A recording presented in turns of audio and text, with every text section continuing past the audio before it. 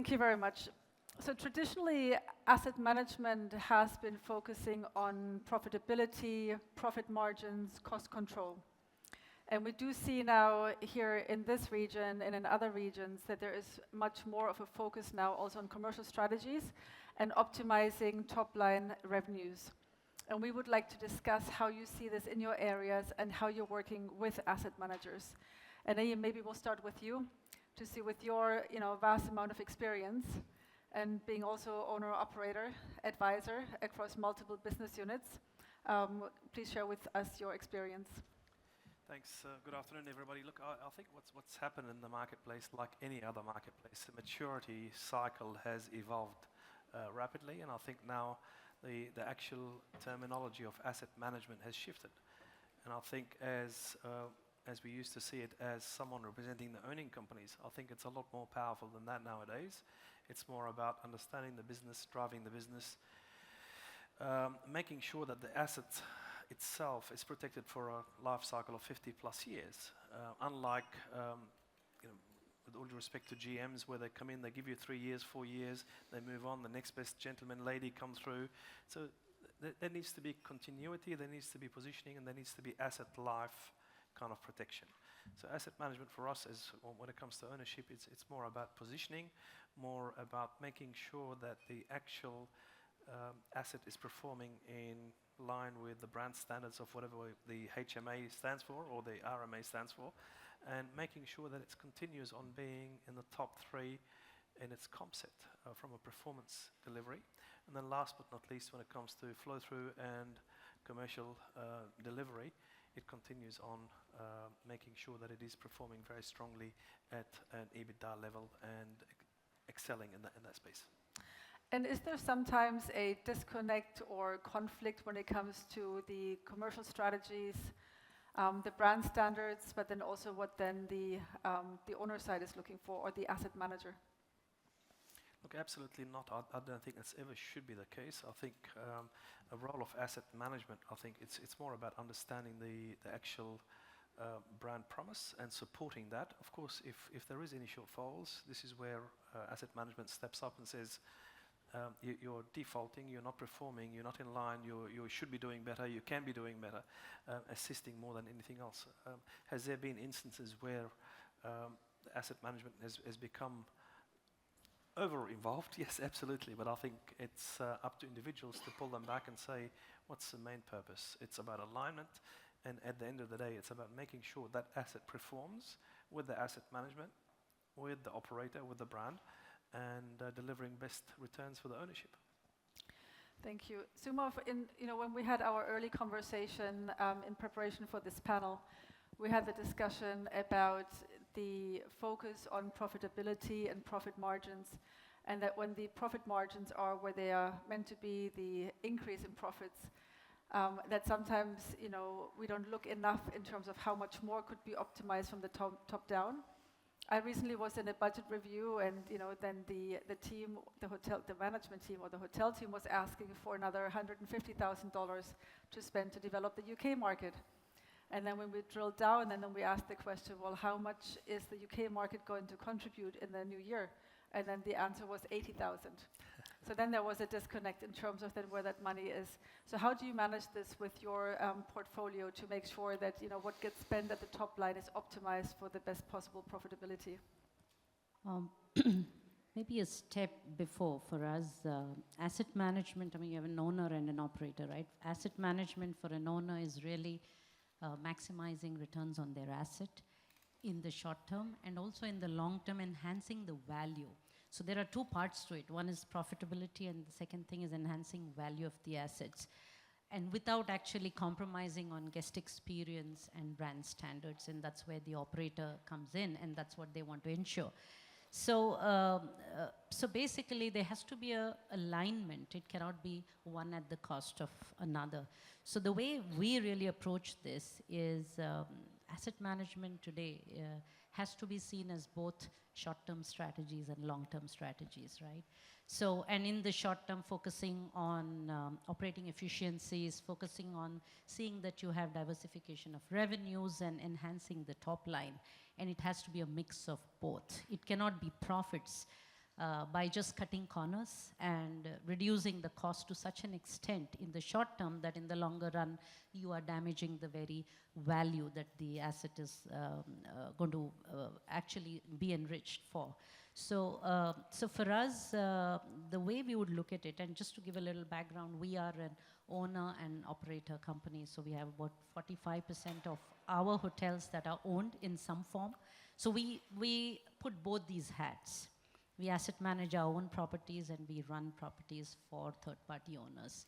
So when you look at, I mean, it's, when you look at line item-wise costs and say, look, I have attended this trade fair, what's the return on this fair? What's, you know, the cost and what's the return? It's a good way to look at.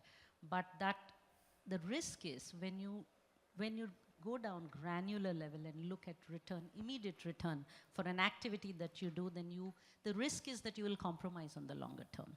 So the key here really is you have to split the whole strategy into here and now, what I need to achieve today, and what I need to invest today so that tomorrow is secured, so that the stickiness of my customers increases and I get repeat customers coming back. So so the analysis is more complex than saying that, you know, you want to spend X and the return is Y, and hence it is a yes or a no decision. I think it's much more complex than that.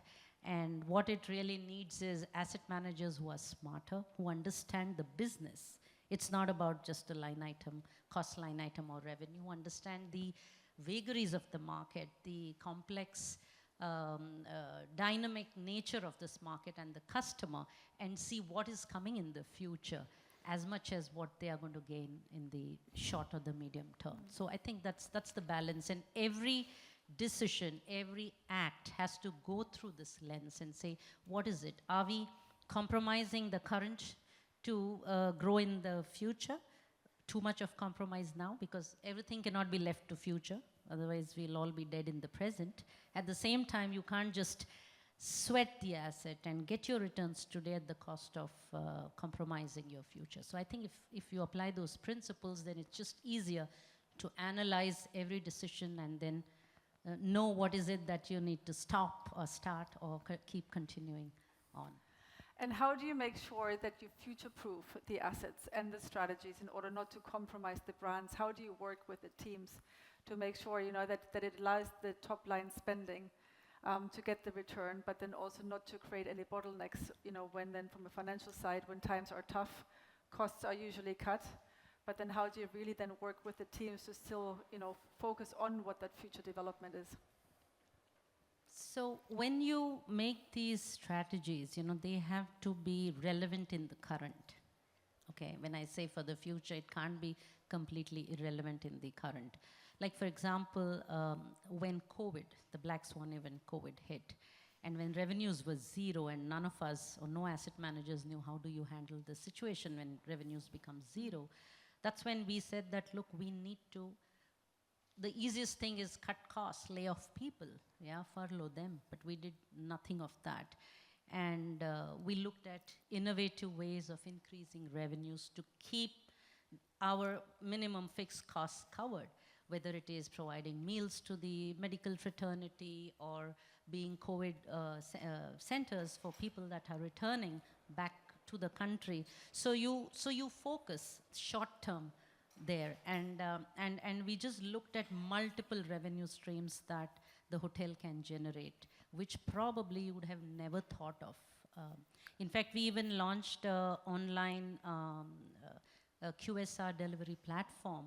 We said if our guests cannot come to our restaurants, we will take our restaurants to them. And we did that and garnered huge revenues and huge goodwill by helping the community during those situations. So there was an investment in the current, and with a lot of goodwill that we earned, we are reaping the benefits of all of that even 2 years after COVID, and goodwill from customers, from your associates, from our partners and all of those. But having come out of COVID, let's say, we said, look, we need to reset. We need to reset. We need to focus on revenues, and reset for us is revenue, total revenue optimization. And the region where we operate, it's not only rooms business, a lot of F&B, and even in Dubai and in the Middle East. I was talking to somebody yesterday and they said they have 15 restaurants.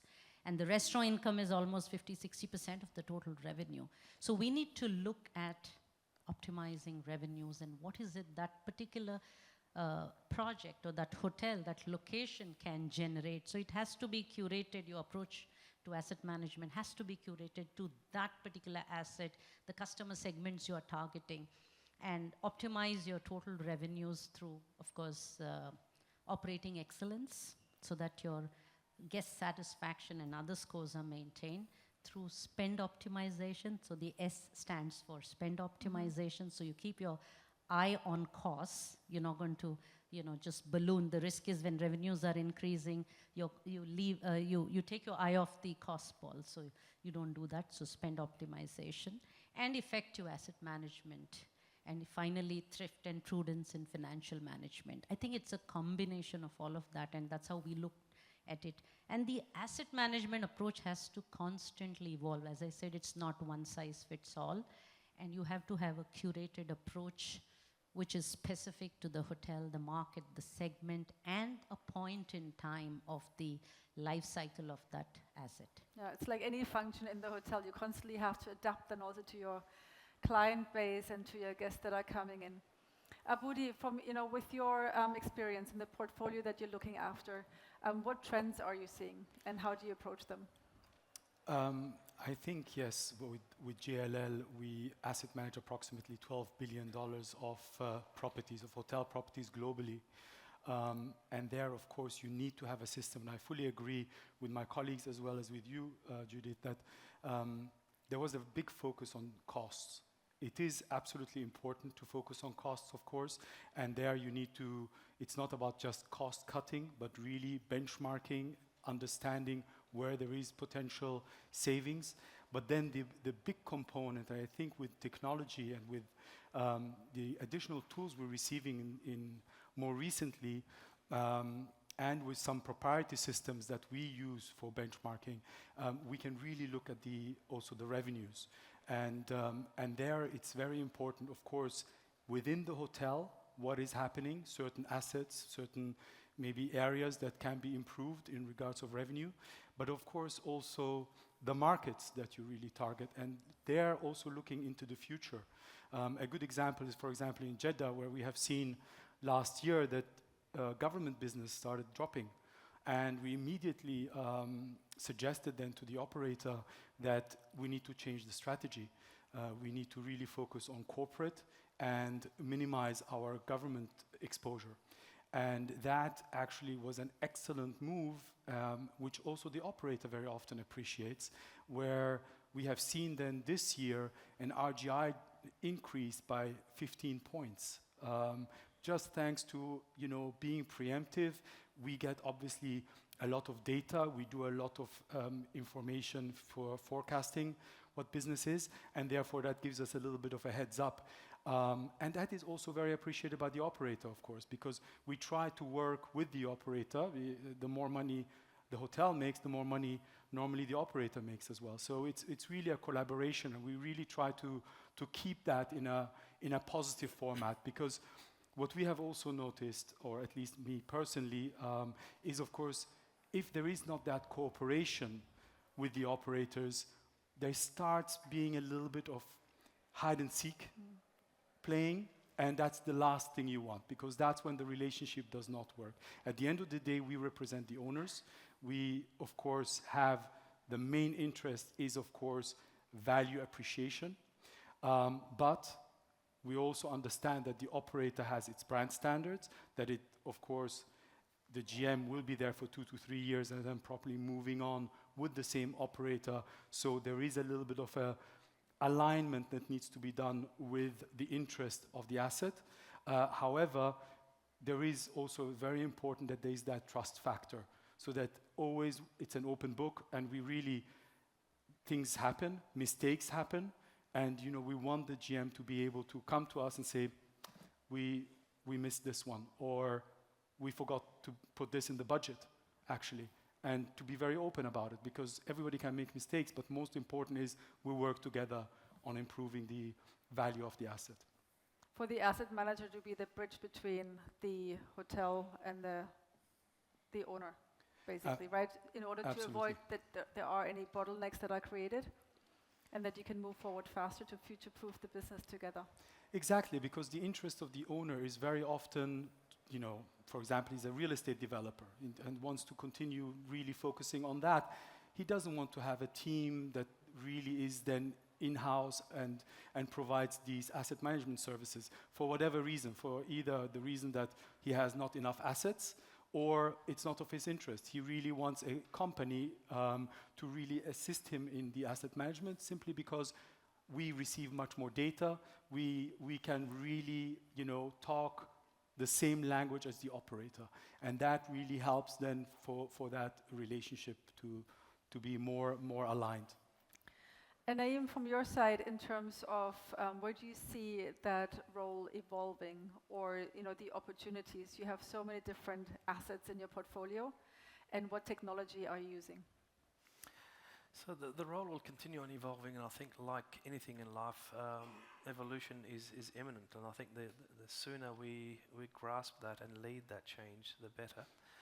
As far as various business models are taking place, be it a franchise, be it a white label, be it a management agreement, I think there's going to be a lot of changes. We're seeing already, we're witnessing a lot of changes in the way business is being conducted and how hotels are being operated, and that will only give asset management the weight it should be having, as long as the individuals have the quality, have the experience, have the depth, agility and relevance to a particular place. The systems and softwares, honestly, I see artificial intelligence as an enabler. I see it as a support mechanism. There's still a lot of experience, particularly in our business. There's still a lot of emotional engagement that needs to be involved and exerted to a certain extent. And last but not least, I think what's very essential is we don't forget what we do. We are in hospitality. We're not into systems. Systems are enablers. So it's more about making sure that the human capital continues at being at the heart of everything that we do, and that is part of asset management, to develop and nurture and grow individuals at every level of the business to make sure they continue on representing the ownership and supporting that ownership. Back to Aboudi's point, it's not every investor is in the game themselves. They are investors. Hospitality is not in the core, hence asset management is fundamental, to come in and say, let's work with brands, let's work with operators to make sure that we support them, we challenge them when we need to, we give them the support they need in order to facilitate and explain certain requirements to the ownership, and last but not least, to make sure that it's benchmark. Thank you. And Suma, what are your challenges at the moment for your portfolio when it comes to asset management? I think rather than looking at them as challenges, I would say they're more opportunities for us to evolve and look at asset management in a different light, especially with the environment around us changing so constantly, where markets are getting, new micro markets, you have new customer segments, new experiences that your customers are seeking. So when this whole world around you is changing, how do you adapt? And how do you look at these? At one end, you have the external, your target audience, and the whole market is changing. And at the other end, as you mentioned, you have technology. Technology is an enabler to provide those varied experiences, personalized experiences. And also, for asset managers, technology has the ability to provide very rich data, right? So, and data not just on ARRs and occupancies, but much more granular data for you to be able to understand where the market is moving, what is it that you need to do for today and for tomorrow. So I think, and also especially ESG, with the stricter and stricter government regulations coming in, and with the need for assets to be cleaner, greener investments, it is important for all of us to just approach asset management in a completely different light, or an evolved light, to see that we are ready and we make our assets future-proof, we leverage the data and the information that we have so that we can see what the future is going to be and accordingly make your decisions of investments on your assets, whether it is offensive or defensive investments, just to stay where you are or get ready to meet that future demand and future move in the marketplace. I think all of these are opportunities for us, and asset managers who are evolved, smarter, and can recognize that, if they are ready themselves to work on this path and be ready for the future, I think that's the challenge, because if you approach it in a very traditional way, then you might just miss the bus in the future. Yeah. Thank you. I have the great pleasure of being the chair of the Revenue Optimization Advisory Board with HSMAI Middle East. And total revenue optimization is a topic that many speak about, but very few actually fully implement it. It's a great deal for opportunity. What do you see in your area, Aboudi, or with the hotels that you're working with? Is the key focus on rooms, or are we starting to see more implementation across the other revenue streams as well? Rooms is obviously the most important component of a hotel because of its profit margin. So there you can really generate very quickly good, down to line to GOP. But at the end of the day, as we know, for example, 15 restaurants as an example in one asset, especially here in our region, other revenue streams are very important, be it spa, F&B, meeting rooms, even gyms sometimes, big gyms with outside memberships. So all these need to be really streamlined as much as possible. Sometimes we have one of the properties that has so much public space that we started partitioning that public space and renting it out actually as office areas and doing tremendously well on yearly contracts. So really to try to maximize every square inch. And just about the challenges, I really think that with technology, and especially of course AI, and we are just starting to find out about AI, we will be able to receive so much information, really very granular. And now the question is how to digest all this and what to do out of it. That is the important component. I'll give you a very simple example. It doesn't need very sophisticated information, but in one of the assets we are asset managing, there's the hotel component where the suites are doing tremendously well, but it has a serviced apartment component, and the serviced apartment component is not doing so well. And what we have seen is just actually a certain target market that if we increase our focus on them, they're very interested only in suites, and if we actually sell them the serviced apartments as suites, we started generating huge difference in the serviced apartment component because we started selling them as suites. Very simple. Operator didn't think about it, interestingly, was too used to, okay, it's serviced apartment, long term, it has a kitchen, therefore we can only sell it to people that need kitchen, etc. But actually it worked out very well, and we didn't receive a single complaint about it's not a suite, it's a serviced apartment. So these are the areas we can really generate business, and I think technology will only help us to be more and more detailed about our analysis. And to have a much stronger focus on the profit per square meter. Yeah. Bit to what he was saying, and your point on total revenue optimization or maximization. See, today we are all talking a lot about total revenue, but not much is really being done. And I believe one of the reasons could be because a lot of large operators are franchise operators. So they're more interested in the rooms business because their fees are linked to the rooms business. And also, to make it worse, there isn't enough data available today, which is, where data integrity is an issue, and then whether you can compare across the industry benchmarks for what is happening to your other income in a hotel.